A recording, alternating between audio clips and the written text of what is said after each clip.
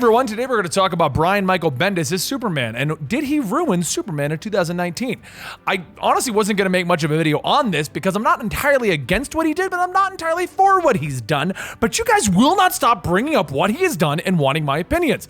So today we're going to talk about that, and I'm telling you at the opening right now, this is not a rant of all the terrible things Brian Michael Bendis has done. We're going to do some pros and we're going to do some cons right here in this video. And this video is also brought to you by G Fuel, of which I drank the entire bottle before we even started. G Fuel is an energy supplement that we use here in the office, and they sponsor us on a frequent basis. It's how I have a constant addiction to energy drinks and am able to afford them all. Because I use the code COMICS, where you can get 10% off your order down below. So I'll give you that link. If you guys want to show your love to G Fuel and get the energy that I have, go check it out.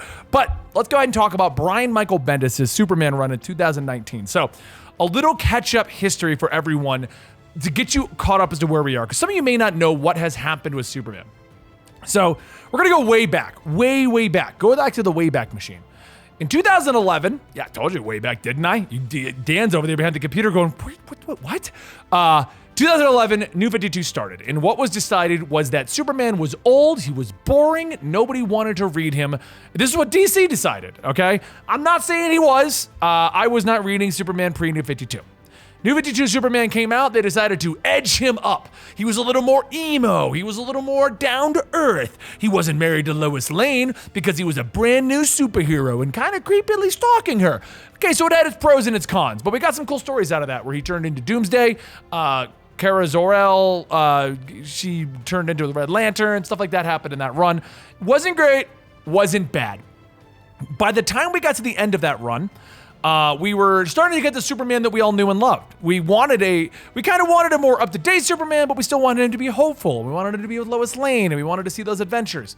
And that's what we started to get by the end of the New 52, but I think DC recognized that they had kind of ruined Superman at that point, and so what they did was they blew him up. And I mean that literally. During this time period, they had introduced an alternate version of Superman, and this Superman was in the timeline of Convergence, and he was under an area where he didn't have his powers, and because of that, he was able to get Lois Lane pregnant, and he had a son, Jonathan Kent. So we had the Superman that we had all kind of gotten to know since New 52, who had kind of edged up and become like more of the Superman we wanted, but he still wasn't all the way there. But then we had Superman and Lois and a son, and that story was just 10 times more interesting than this New 52 guy. And DC saw that, so they literally blew him up. He blew up in like a blazing glory of sun. That's, you know what I mean. You know what I'm talking about. Anyway, they blew him up. We then went into Superman Rebirth, where we had kind of an interesting storyline being told, I believe, by Tomasi. I don't know. It was a good story. I'm a huge fan of Tomasi's writing, and he was bouncing in and out at this point between Batman and Robin and Superman. But either way, he was telling someone was telling the story of Superman with Lois and John being introduced into the New 52 world. So they blew up New 52 Superman, and the Justice League knew that, but they also knew that there was another Superman here, and he now joined the Justice League. And we got to see some fun interactions. He got to know Batman again, he got to know Wonder Woman again. It was interesting to see these friendships and these bonds forming from the beginning, but with an established Superman and with an established Batman. But they didn't let that last for a while, because I don't know who at DC decided it, but they were like, no. This is confusing. This is convoluted. New plan. We're going to merge him with the memories of New 52 in one of the most confusing things ever. And we're going to basically make this Superman the Superman of the universe, and no one question it. And we didn't, so, DC got away with it, and they merged them up, and basically we had Superman, Lois Lane, and Jonathan Kent, and they had the memories as if they had always been here, and they knew exactly what was going on, and we ignored the fact that there was an entirely different Superman, an entirely different Lois Lane. So that was, ages didn't match up. There was a fun discussions on that, but that didn't matter either way. So then what ended up happening was we moved forward with, I think, in my opinion, some of the best Superman writing and these stories that hooked me back into Superman. Now, traditionally, I'm not a crazy Superman fan. I will admit that.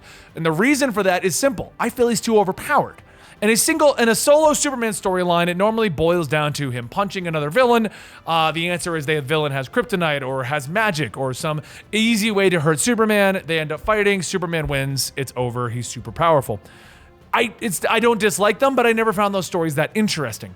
But when you suddenly gave him a son that he was trying to teach, and you threw that into the mix, that was interesting. Because we would have Superman fighting characters like Manchester Black, but he's having to teach his son to control his powers at the same time. That dynamic, as far as I can remember, was never fully explored in comics outside of like the occasional mention that this was a thing. And so that was a fun period for Superman. I had a blast with it, and I was super hooked on it. And I believe that was the Tomasi run that I do like. But it was great. I had a great time with it. And I think most of us Superman fans were loving it as well, because we were getting the Superman we wanted, the hopeful, the super powerful, the overpowered Superman. But now he had a son to worry about. And because of that, you brought him down to a more human level than he's ever been portrayed, in my opinion, outside of losing his powers. Because that's always been the problem with Superman and why I'm a Batman fan. And yes, I know Batman having endless amounts of money and being able to do everything is also not very human, but he's closer to human than the superpowered guy that can look at you and light you on fire. It's like the whole plot of Injustice. Anyway, so it was fun. We had a great time. He had his son, and his son would go off other adventures with Damian. We had the Super Sons book coming on, where they would go off and do their own thing. Superman would be doing his thing, but teaming up with Lois and John. And they would be teaming up with Superman, and they teaming up with Batman. It was great time. And then everything changed. DC announced that Brian Michael Bendis is coming to DC, in what was most likely the smartest career move he's probably made in years. I don't mean that in a negative way. He was doing great things in Marvel. I'm a huge fan of Brian Michael Bendis in general. I liked his all-new X-Men. I liked his Spider-Man run. I liked his Jessica Jones. I can list numbers of books that I liked from Brian Michael Bendis. But at the same time, I can list a number of books I don't like from Brian Michael Bendis, and as I try not to be a negative individual, we're not even going to go into those. The problem that I feel Brian Michael Bendis has, and this is entirely my opinion, but he basically places storyline over continuity. And I don't mean that in a manner of like, well, we have to tell this story. It's Brian Michael Bendis' story over continuity. Now, this works when he gets to do his own thing, or it's a character that doesn't matter very much, like Jessica Jones. He reinvented her, and it was great, and it was awesome because she didn't matter. You know what I mean? Ultimate Spider-Man, he could do whatever he wanted with that. You could reinvent the entire timeline because it didn't matter. You know, All New X-Men was amazing because when he was writing it, they were literally time displaced, and no one knew where they came from. So you could literally do whatever you wanted with the classic X-Men. He had a great way of doing that. But when you do a thing like Superman, he's literally the trinity of DC. He is one of the pinnacles of the superhero team over at DC. So you kind of have to be a little aware of what is happening with Superman to make it work properly and not anger the fans. What ends up happening is Brian Michael Bendis came over, so he has control of one of the largest DC characters. Like I said, great career move. Marvel didn't give him the entirety of like another superhero. DC said, you have complete control over Superman. But the downside of that is he wanted to tell his stories in Superman. So he immediately aged up Jonathan Kent. That was one of the things he did in 2019. Our 11-year-old kid, where we were getting fun stories of learning tricks from his dad, teaming up with Damian and not being able to join the Teen Titans because he technically wasn't a teen as far as Damian was concerned, gone. All of that's gone. Now he's 16. He's going on different adventures with Legion of Superheroes. From what we read, Brian Michael Bendis decided to age up Superboy so that he could have the eventual battle between Connor Kent and John Kent and have him on the Legion. Whether or not any of that's true or happens, I don't know, but this is what I've read in various interviews. He also immediately broke up Lois and Superman again, something we've been wanting to have come back for so long. He immediately basically broke them up, but in a very weird way. He made Lois so hungry to become a reporter and get the story that she was literally doing things like ignoring her husband and ignoring her son. She went with John into this weird space adventure because she thought it would make a great story. She wanted to be the one to break Clark Kent's identity to the world because she thought it would be a great story. When she came back from the space adventure, she didn't tell Clark, her husband, that we were all excited about, because she wanted to break the story. So he turned Lois into this very hungry reporter. A little more hungry than I ever remember her being, but maybe I'm wrong. And he also decided to take Superman and ultimately, after the end of the year, one of the big reveals at the end of December, throw his identity out to the world. And because Superman decided that his secret identity was a dirty little secret, and I'm using those words literally from the comic, dirty little secret. I don't agree with that at all, because that's part of what makes Superman. Part of what I dislike about Superman is that he's pretty much a god. But when you have him become Clark Kent, he has to be a human. He has to adapt to being a human. He has to learn how people are doing things. You can't be Superman and relate to humans. Like, it doesn't make sense. And that was why the whole dynamic of Clark and Superman worked.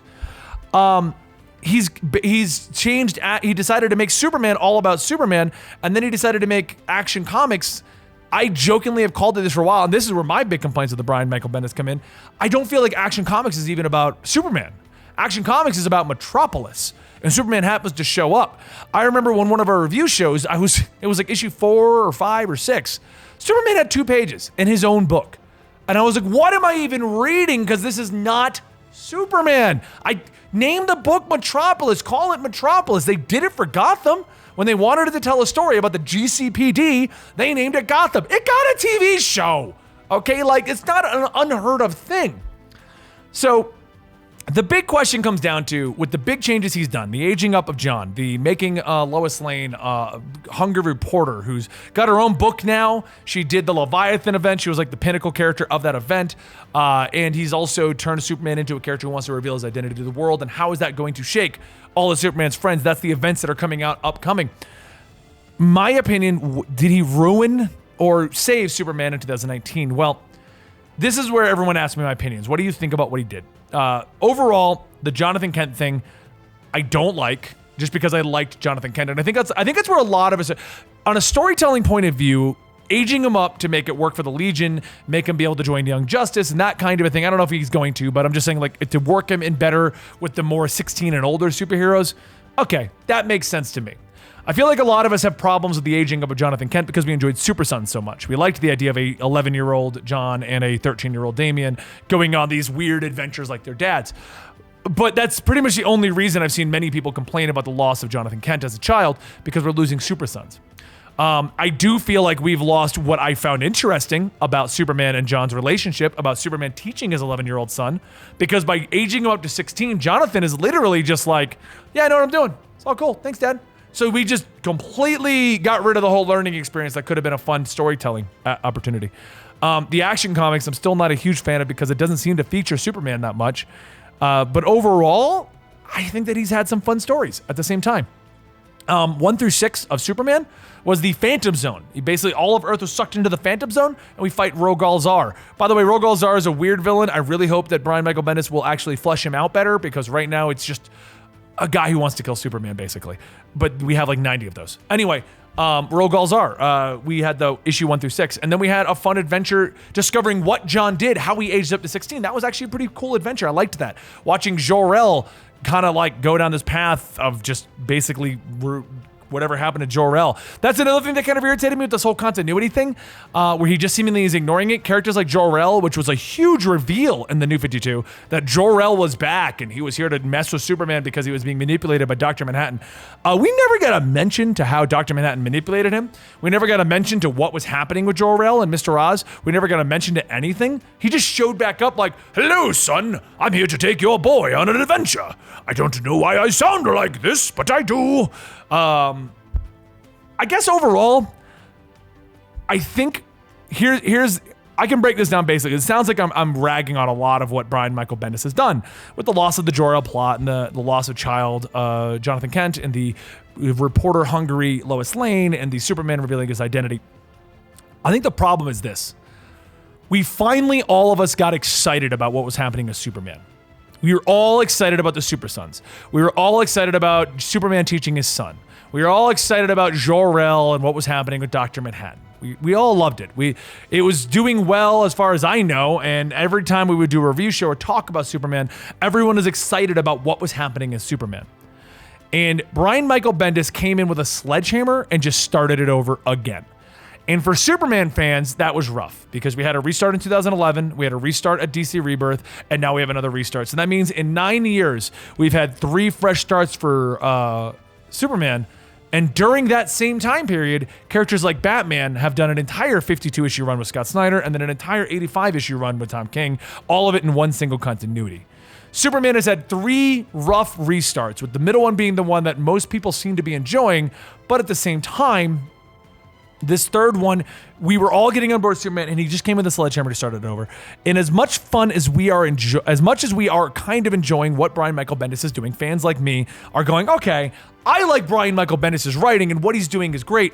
I think we all still miss 2018's Superman. So when you come to me and you go, hey, Manny, did Brian Michael Bendis ruin Superman in 2019? I guess, honestly, no. I don't think he did. But if you're still hung up on what was going on in 2018, yes. You have to, I've made this argument before, and I did it with Gwenpool, where everyone was like, oh, the new run, Gwenpool Strikes Back, is horrible because it ignores everything that Gwenpool did back in her previous story. And you're right if that's how you're looking at it. But I look at stories as, well, the story that I enjoy ended, so this is the new story, and I have to be on board or dislike or like that one in general. And I think that's where a lot of people are getting hung up with Brian Michael Bendis. Brian Michael Bendis' run, in general, started it all over. So if you want 2018, well, sorry. If you don't like what he's doing, you're going to have to wait till he leaves. And that's kind of what happened with Gwenpool. So I don't want to ramble too much. I feel like I've already kind of rambled a little bit here. Dan will give me the Dan Inquisitive nod if I have been. He did this. So I don't know. But what do you guys think down below? Like I said, to wrap up my entire thoughts, I don't think he ruined him. I think he's got a new direction, a new idea. He's going in a fun direction. I do like the Phantom Zone. I like overall what he's doing with Rogal Zar. Don't really agree with the Jor-El or the Lois Lane movements, but I can get behind Jonathan Kent being on Legion. Or do you just miss 2018 so much that you're like, I can't stand this? And that is an honest opinion. If you want to have that one, you are more than welcome to, because it would be like your favorite TV show ending at season 3, deciding to stop everything that you enjoyed and restart it all up in season 4. So let me know in the comments down below what you guys think, and I will catch you next time right here at Comicstorian. Crack-a-cahoom!